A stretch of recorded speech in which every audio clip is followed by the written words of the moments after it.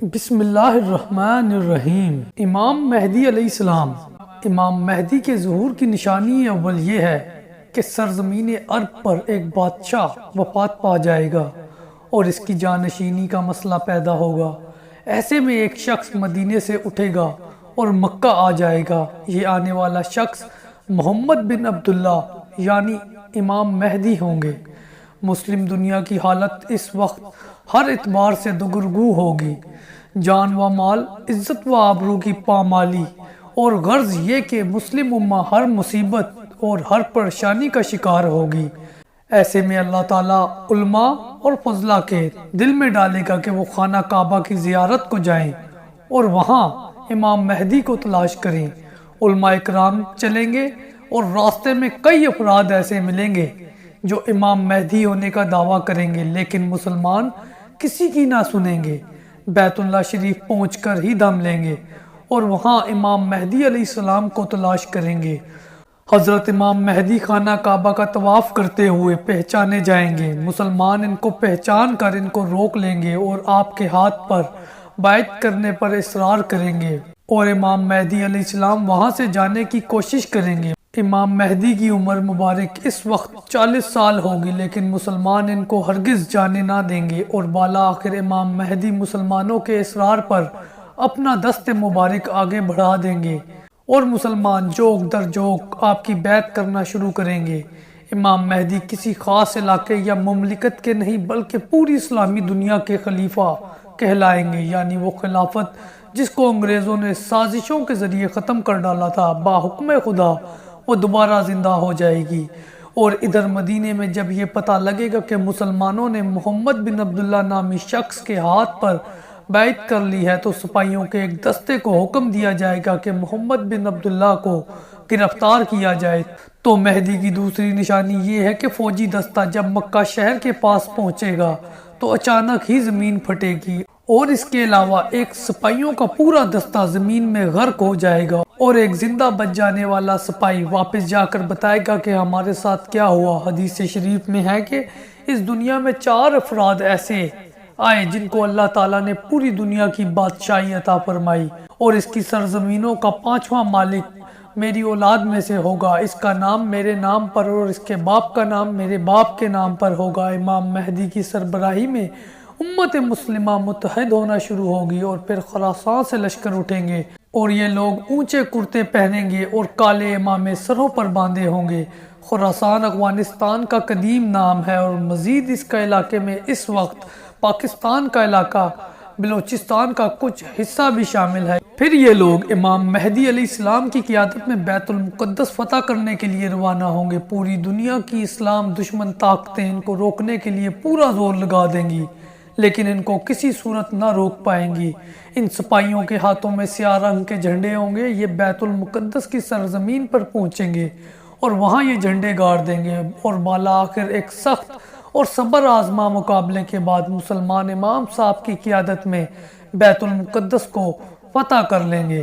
خروج دجال، ہمارے ہاں جس کو چاہے دجال قرار دے دیا جاتا ہے۔ 1979 میں جب روس نے افغانستان پر حملہ کیا تو روس کو دجال کہا گیا، اور اب امریکہ کو بھی دجال کہا جاتا ہے۔ کچھ دن پہلے سوشل میڈیا پر ایک ویڈیو دی گئی جس میں دعویٰ کیا گیا کہ دجال دنیا میں آ گیا ہے، لیکن آ گیا ہے تو یہ بتایا نہیں کہاں ہے۔ حدیث رسول صلی اللہ علیہ وسلم کی روح سے دجال کون ہے؟ یہ ایک شخص کا نام ہوگا، شام اور عراق کے درمیانی علاقے سے اچانک ہی نکلے گا، مسبند یہودی ہوگا، چھوٹے قد، سانولا رنگ اور مکروہ شکل کا، ایک آنکھ غائب اور دوسری آنکھ انگور کے دانے جیسی، اور ماتھے پر کاف الف فیرے یعنی کافر واضح طور پر لکھا ہوگا۔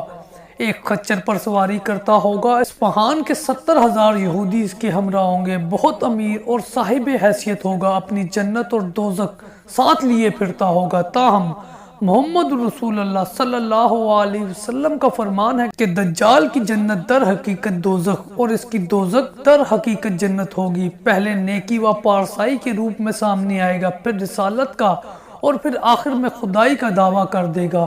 اس کے نکلنے کی نشانی یہ ہے کہ اس کی آمد سے پہلے زمین پر اناج اس سال سے آدھا پیدا ہوگا، پھر اگلے سال اناج اور بارش 1/3 کم ہوگی، اور پھر اس سے اگلے سال نہ بارش ہوگی اور نہ ہی اناج اگے گا۔ اس سختی اور قحط کے دور میں یہ شخص امتحان الہی بن کر دنیا کے سامنے آئے گا، تاہم اللہ تعالیٰ کا مومنین پر یہ احسان ہوگا کہ اس قحط کے دور میں اللہ کی تسبیح و تعریف ان کے لیے غذا کا کام کرے گی، اور یوں مومن بندوں کی بھوک و پیاس مٹتی رہے گی۔ قبرستان جائے گا، وہاں کھڑے شخص سے پوچھے گا کیا کہ تم کس قبر پر کھڑے ہو؟ وہ کہے گا اپنے باپ کی۔ دجال کہے گا کہ اگر اس کو میں زندہ کر دوں تو کیا تم مجھے خدا مانو گے؟ وہ کہے گا زندہ کرو۔ تو نتیجہ یہ کہ شیطان قبر سے اس کے باپ کی شکل میں اٹھے گا اور اس شخص سے اصرار کرے گا یہ خدا ہے، اسے خدا مانو۔ کمزور اور کچے عقائد کے لوگ چوک در جوک دجال کے گرد اپنے فوائد کے حصول کے لیے جمع ہو جائیں گے۔ دجال کی پیروی کرنے والوں میں پہل عورتیں کریں گی، یہ اپنے ماننے والوں پر عنایت اور مہربانیاں کرے گا اور اپنے مخالفین پر ظلم و ستم کرے گا۔ فتنہ دجال 40 دن کا ہوگا، جس میں پہلا دن 1 سال کے برابر، دوسرا 1 مہینے کے برابر اور تیسرا 1 ہفتے کے برابر ہوگا۔ بقایا 37 دن عام دنوں کی طرح ہوں گے۔ پہلا دن جو کہ 1 سال کا ہوگا وہ اس لیے ہوگا کہ یہ دعویٰ خدائی کو سچا ثابت کرنے کے لیے سورج کو غروب ہونے سے روک دے گا۔ سورج اللہ سے عرض کرے گا کیا حکم ہے، اور اللہ فرمائے گا کہ یہ بدبخت جیسا کہتا ہے ویسا کر لے۔ جب رسول اللہ صلی اللہ علیہ وسلم نے صحابہ اکرام کو یہ بات بتائی تو صحابہ نے سب سے پہلے سوال کیا کہ دن 1 سال کا ہوگا تو نماز کس طرح پڑھی جائے گی؟ اللہ کے رسول نے ارشاد فرمایا کہ وقت کا تعین کرتے رہنا اور اسی حساب سے نماز ادا کرتے رہنا، یعنی نمازیں 1 سال کی ہی اس 1 دن میں پڑھنی ہوں گی۔ دجال سرزمین مکہ پر حملہ کرنے کے لیے لشکر کے ساتھ چلے گا۔ اللہ تعالیٰ مکہ کی حفاظت کے لیے ہر دروازے پر 2 فرشتے متعین کرے گا جن کو دجال کے سوا کوئی نہ دیکھ پائے گا، اور ان فرشتوں کو دیکھ کر دجال کچھ نہ کر پائے گا۔ وہاں سے مدینے کی طرف روانہ ہوگا تو اللہ تعالیٰ مدینے کی حفاظت کے لیے بھی ہر دروازے پر 2 فرشتے متعین کرے گا، اور ان ملائکہ کو دیکھ کر دجال واپسی کا ارادہ کرے گا اور واپس روانہ ہو جائے گا۔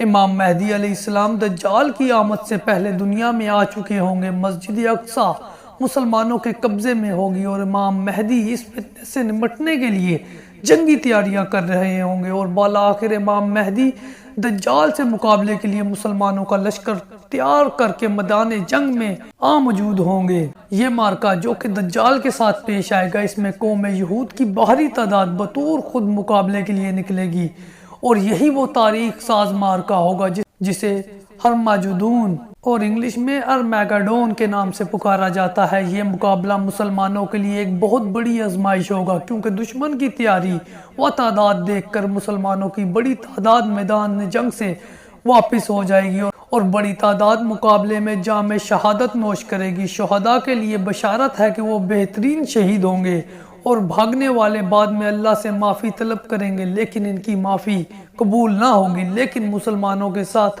امام مہدی علیہ السلام پوری طرح ثابت قدمی کے ساتھ جہاد کریں گے۔ اس جنگ میں مسلمانوں کا نقصان بہت زیادہ ہوگا، لیکن امام مہدی علیہ السلام صبر و استقامت کا دامن ہاتھ سے نہ چھوڑیں گے۔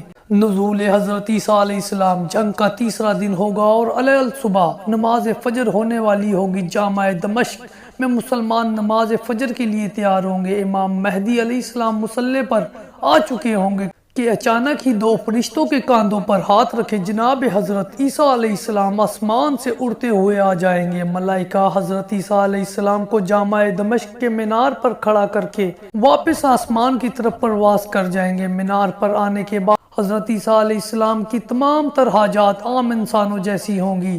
حضرت عیسیٰ علیہ السلام مسلمانوں سے کہیں گے کہ مینار پر سیڑھی لگا دی جائے تاکہ میں نیچے اتر سکوں، اور یوں حضرت عیسیٰ علیہ السلام نیچے مسجد کے اندر تشریف لے آئیں گے۔ امام مہدی حضرت عیسیٰ علیہ السلام کو دیکھ کر مصلی آپ کے لیے امامت کے واسطے چھوڑنا چاہیں گے، لیکن حضرت عیسیٰ علیہ السلام منع کریں گے اور کہیں گے کہ تم جس امت میں سے ہو اس میں بعض لوگوں کو بعض پر فضیلت حاصل ہے، اور امام مہدی کی امامت میں ہی نماز فجر ادا کریں گے۔ بعد از میدان جنگ میں دونوں طرف سب بندی ہوگی۔ حضرت عیسیٰ علیہ السلام فرمائیں گے مجھے نیزہ اور گھوڑا لا کر دو تاکہ میں اس دجال کو قتل کر سکوں کہ جس کا مارا جانا میرے ہاتھوں مقدر ہے۔ اس دن اللہ تعالیٰ کی مدد مسلمانوں کے شامل حال ہوگی۔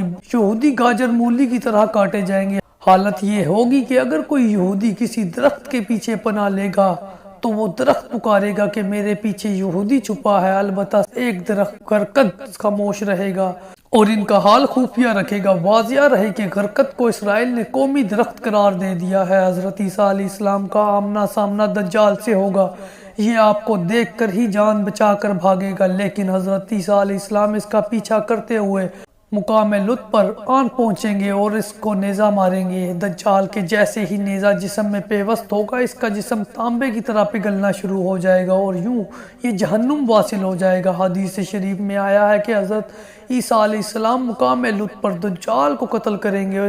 10 جلیل القدر صحابہ کرام رضی اللہ تعالی عنہ اجمعین کا اس حدیث پر اجماع و اتفاق ہے۔ اللہ کے نبی کے زمانے میں لد ایک جنگل و بیابان نما جگہ تھی۔ صحابہ کرام اس جگہ کو دیکھ کر حیرت کرتے تھے کہ دجال یہاں سے راہ فرار اختیار کرنے کی کوشش کرے گا۔ تاہم 1950 میں اسرائیل نے اس مقام پر لد ایئرپورٹ تعمیر کر ڈالا، لہٰذا اب کہیں جا کر یہ سمجھ میں آئی کہ عین ممکن ہے کہ دجال ایئرپورٹ سے طیارے میں سوار ہو کر راہ فرار کی کوشش کرے گا۔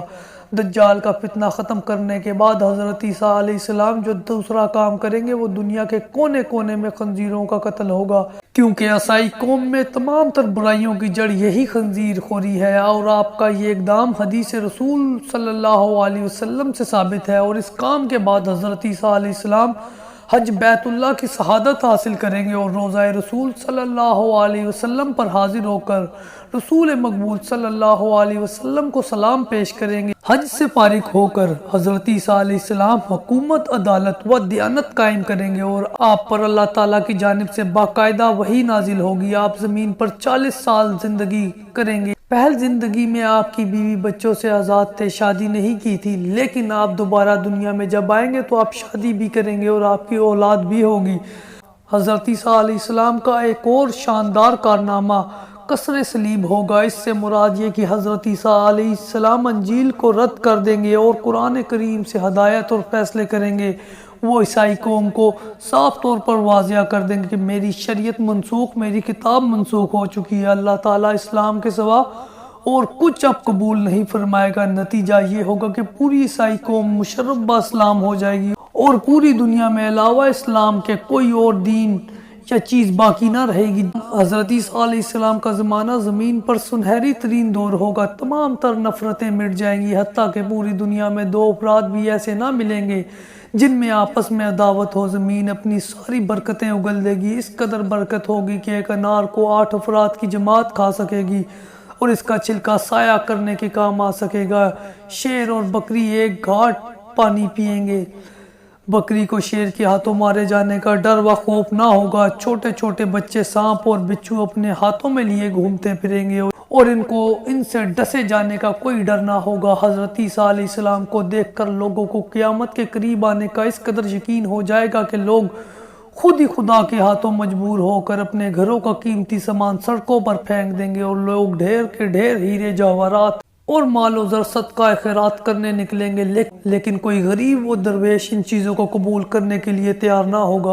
اور جب اس مسکین و محتاج کو یہ سب قبول کرنے کے لیے اصرار کیا جائے گا تو یہ مساکین جواب دیں گے کہ اگر تمہارے پاس ایک سجدہ بھی ہے جو تم نے صدق دل سے اللہ کو کیا ہو تو وہ ہم کو دے دو، کیونکہ دنیا کا خاتمہ قریب ہے۔ اب وہ سجدے کام آئیں گے، نہ کہ یہ مال کے ڈھیر۔ زمین پر 40 سال زندگی گزارنے کے بعد حضرت عیسیٰ علیہ السلام کا انتقال ہو جائے گا۔ مسلمان ان کی نماز جنازہ پڑھیں گے اور روضہ رسول صلی اللہ علیہ وسلم کے قریب ان کی تدفین ہوگی اور آپ کے انتقال کے بعد امام مہدی امور حکومت سنبھال لیں گے اور بالا آخر ایک دن امام مہدی بھی اس دنیا سے پردہ فرما جائیں گے۔ ان کے بعد کچھ اور بادشاہ ہوں گے، لیکن شرک و بدعات ان کے دور میں عام ہوگی اور بالا آخر قیامت کی وہ تمام تر نشانیاں سامنے آنے لگیں گی جس سے صاف طور پر احساس ہو جائے گا کہ قیامت اب بالکل قریب آ چکی ہے، جیسے حرام خوری و زنا کا کھلے عام جانوروں کی طرح ہونا ہے۔